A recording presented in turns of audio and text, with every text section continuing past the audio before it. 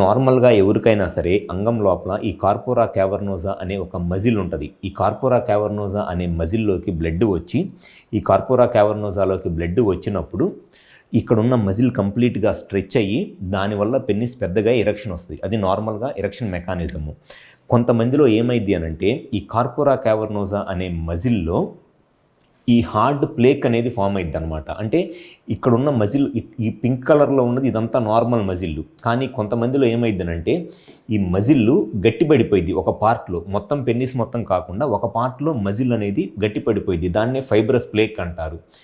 ఎవరిలో అయితే ఈ మజిల్లో ఈ కార్పోరా క్యావర్నోజా అనే మజిల్లో ఈ ఫైబ్రస్ ప్లేక్ ఫామ్ అయిందో అటువంటి వాళ్ళకి ఏమైంది అనంటే సెక్షువల్గా కలుద్దాము అనుకున్నప్పుడు ఈ మిగతా మజిల్ అంతా నార్మల్గానే స్ట్రెచ్ అయ్యిద్ది, కానీ ఈ పార్ట్ మట్టికి స్ట్రెచ్ అవ్వదు. ఈ గట్టిపడిపోయిన ఈ ఫైబ్రస్ ప్లేక్ ఏదైతే ఉందో ఈ పార్ట్ మట్టికి సాగదనమాట.